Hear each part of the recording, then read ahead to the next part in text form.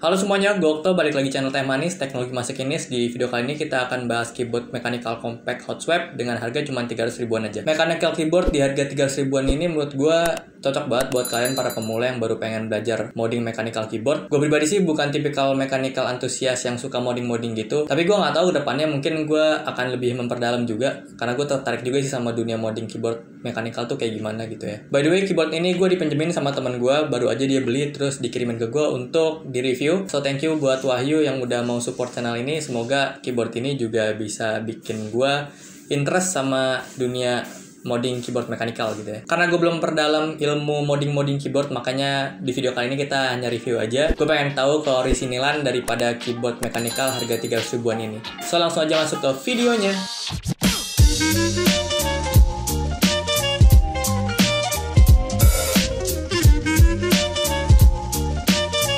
Oke, jadi ini keyboard dari Vortex Series, dimana brand ini yang gue tahu sebelumnya dia produksi kayak gaming chair gitu.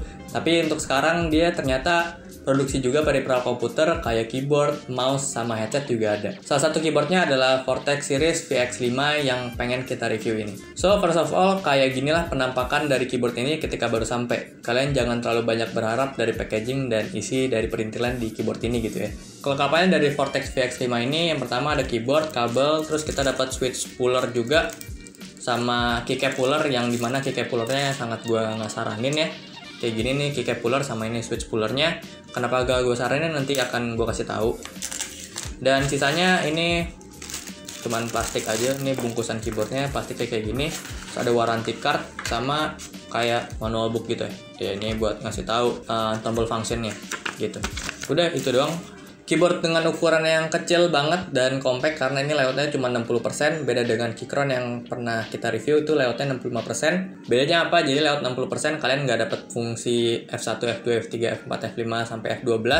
Terus kalian juga nggak dapat arrow sama nggak dapat home and patch up, patch down.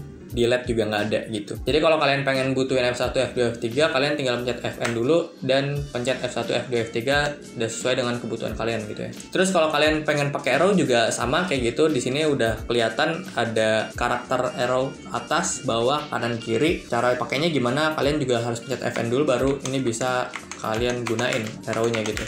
Untuk connectivity, keyboard ini pakai kabel USB, micro USB. Yang bisa kalian pilih portnya ada 2. Ini bebas sih kalian mau pilih yang mana. Kalau gue pilih sebelah kiri karena setup gue di sebelah kiri gitu ya. Gue nggak tahu akibatnya kalau misalnya ini dicolokin dua-duanya gitu ya. Pokoknya jangan nyoba aja deh. Jadi masukin di sini ntar udah langsung nyala kayak gini, nggak ada switch, nggak ada apa-apa di bawahnya. Gitu aja, tinggal nyalain, tinggal colok langsung nyala gitu. Build quality dari keyboard ini full plastik. Kayak motor, tapi walaupun plastik gue ngerasa bobotnya ini lumayan berat ya, jadi nggak enteng banget dan jadi ngerasanya tuh nggak kopong gitu ya. Which is ini bagus karena kalau misalnya kopong itu bikin suaranya tuh jadi nyaring di dalam, jadi nggak enak gitu kalau didengar. Untuk bahan keycapsnya gue rasa VX5 ini dia pakai PBT bukan pakai ABS, dan gue pribadi gue lebih suka pakai PBT ya karena PBT lebih awet daripada ABS. Tapi kurangnya dari PBT itu kalau misalnya pakai keyboard RGB kayak gini warnanya akan lebih bagus ABS daripada PBT ya. Jadi itu balik lagi sih ke preferensi kalian mau awet atau warnanya lebih bagus. Kalau misalnya warna putih kayak gini ya nggak terlalu kelihatan gitu sih. Untuk PBT sama ABS perbedaan warnanya gitu menurut gue bagus-bagus aja. Jadi kalau misalnya keycaps warna putih ya mending PBT aja karena warnanya dapet dan tahan lama, lebih awet. Skip. Desain dari keyboard ini menurut gue udah compact banget dengan 60% layoutnya. Jadi cocok banget buat kalian yang punya workspace minimalis, terus punya mobilitas tinggi, jadi gampang untuk dibawa kemana-mana. Terus punya kerjaan yang nggak perlu banyak keycaps gitu, atau nggak perlu banyak karakter di keyboard. Kayak ngetik doang ini kan pasti semua ada di sini gitu ya. Kalian nggak butuh yang lain-lain lah ibaratnya.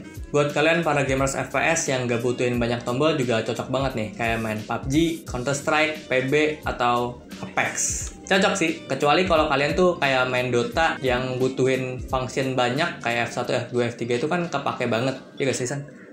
Yoi, kepake tuh kata pemain Dota. Jadi ini agak repot gitu ya. Jadi ini balik lagi sih ke kalian, tinggal sesuaiin aja sama kebutuhan kalian. Kira-kira keyboard ini cocok gak sama game yang kalian mainin gitu. Tapi nih kalian misalnya player Dota kekeh mau pakai ini juga sebenarnya bisa-bisa aja sih. Kalian tinggal atur di VX5 softwarenya. Kalian bisa custom per key-nya. Jadi misalnya P mau diganti F1, diganti F2 gitu, itu bebas, itu bisa ada di VX5. Atau kalian tinggal masuk ke Dota terus setting ya, tinggal ganti aja tuh controllernya. Bisa kan? Bisa ya Sen? Bisa, kata player Dota. Nah, yang perlu jadi catatan gue adalah media control kayak volume up, volume down, pause, and play. Ini nggak ada di default daripada keyboard ini. Tapi kalian bisa atur tuh di VX5 softwarenya. Nah, tapi minusnya kalian tuh harus ngorbanin karakter yang ada di keyboard ini. Jadi misalnya kayak gue nih, pengen bikin volume up gitu ya. Ini bisa gue pakai di karakter plus, terus volume down-nya itu di karakter minus. Nah, cara ngaturnya kalian tinggal buka VX5 software, habis itu kalian arahin kursornya ke sama dengan. Setelah itu kalian pilih yang media, nah ntar ada pilihan volume up. Yang minus juga sama, kalian tinggal arahin kursor ke minus, habis itu kalian pilih media, habis itu ke volume down. Kalau udah pencet OK terus apply, nah habis itu udah bisa deh si sama dengan ini jadi volume up, terus minus jadi volume down. Nah tapi kita jadi nggak bisa pakai karakter plus sama karakter minus ini karena kita nggak dikasih opsi untuk pencet shift terus plus untuk volume up atau control sama plus untuk volume up juga gitu. Jadi harus ngorbanin karakternya. Nah ini yang disayangkan banget sih menurut gue gitu ya. Terus yang gue sayangkan lagi adalah kenapa justru tombol function di sini untuk pengaturan keyboardnya, kayak ubah warna, ubah brightness dari backlit-nya, terus atur speed untuk cycling warna dari backlit-nya, dan ubah model backlit-nya.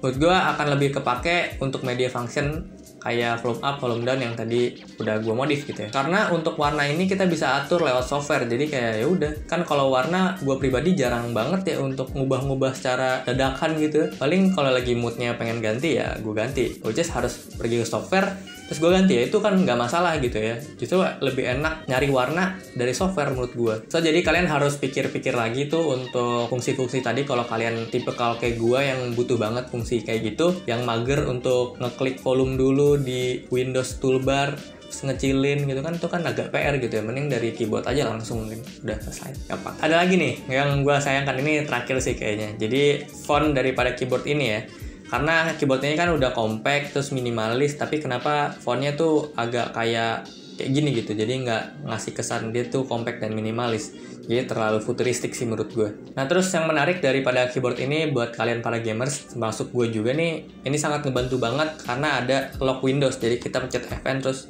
Windows dipencet, jadi dia bisa ke lock, jadi kita nggak bisa kepencet nggak sengaja gitu si Windowsnya pas lagi kita main game. Overall untuk pakai keyboard ini gue cukup nyaman dengan harga 300.000, tapi feelingnya dipakai juga enak-enak aja menurut gue.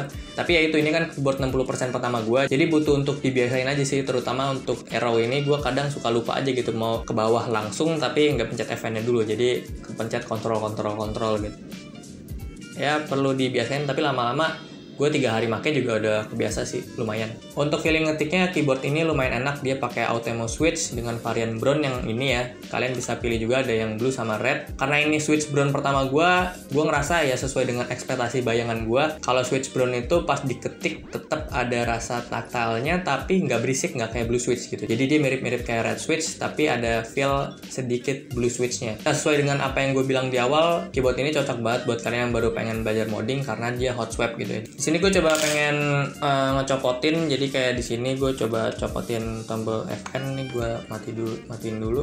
Nah terus ini kita tinggal copot aja si keycapnya pakai keycap pullernya. Nah ini kenapa gue nggak saranin keycap puller dari bawaannya si Vortex ini ya, kalian bisa lihat jadi si keycapnya ini akan tergores gitu karena desain dari keycap pullernya yang ngepas banget sama si keycapnya ini. Jadi pas kalian masukin dia akan lecet, dan pas dicabut juga akan makin bikin lecet gitu. Terus kalau mau cabut juga gampang, tinggal pakai switch pullernya ini kalian taruh ke sini, tarik. Experience dari setiap keynya menurut gue udah lumayan enak, tapi di sini ada catatan untuk stabilizernya kayak di spasi,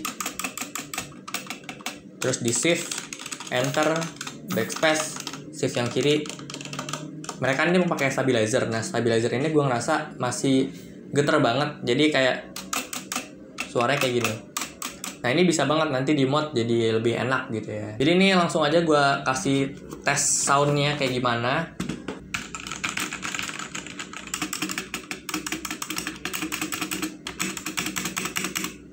Ini untuk spasinya suaranya kayak gini ya. Overall sih enak sih sebenarnya, buat ngetik juga nyaman-nyaman aja.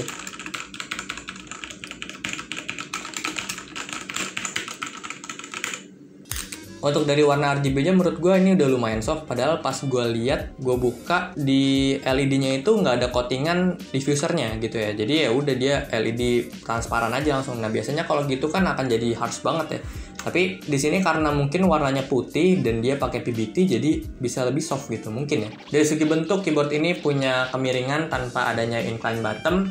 Jadi ya menurut gua, untuk gua pribadi kalau gua ngetik pakai keyboard ini lama-lama akan agak pegel gitu. Nah sebenarnya kalau dibandingin sama Keychron K2 yang sebelumnya gua pakai, ini jelas lebih pendek sih menurut gua. Yang gua rasain dia lebih tipis daripada Keychron. Dan gua pakai Keychron aman-aman aja gitu, nyaman-nyaman aja tanpa cepet pegel gitu. Tapi ya karena gua seminggu terakhir ini terus-terusan pakai wrist rest, jadi gua ngerasa agak manja sih tangan gua untuk berubah lagi tanpa adanya wrist rest gitu ya. Jadi kalau misalnya kalian emang nggak punya wrist rest, pakai keyboard ini tetap akan enak juga ngetiknya, tetap pas juga gitu. Oke, kesimpulannya untuk keyboard ini dengan harga 300.000 menurut gua cukup bervalue ya. Pertama, dengan harga segini kalian kalau misalnya pengen moddingan kalian itu gagal, kalian nggak kepikiran karena keyboard saya mahal gitu kan. Jadi kan lebih lega gitu kalau misalnya ini toh pas kalian modding ini rusak gitu ya udah cuma 300.000 gitu ya, walaupun 300.000 juga uang, tapi kan ya seenggaknya murah daripada keyboard-keyboard lain gitu. Kedua, dengan adanya software menurut gue ini udah jadi poin plus banget dari Vortex VX5 ini. Dan kalau kalian bandingin sama Keychron yang harganya udah 1 jutaan, mereka itu nggak punya software untuk ngatur dari keyboardnya. Jadi kita nggak bisa custom keyboard yang udah kita beli dengan harga 1 juta. Paling ya catatan aja sih untuk tampilan UI daripada softwarenya agak dibenerin sama ada fitur-fitur yang bisa ditambah lah agar kita tuh customnya bisa lebih luas lagi. Jadi ini bisa dipakai untuk bener-bener jangka panjang. Oke, segitu aja video dari gue kali ini. Terima kasih buat kalian udah klik video ini dan nonton sampai habis. Silahkan tinggalkan komentar di kolom komentar di bawah jika ada info saran seputar konten di channel ini. Like dan subscribe serta aktifkan lonceng notifikasi sebagai dukungan kalian terhadap channel ini. Gue Okto, sampai jumpa di video selanjutnya. Terima kasih.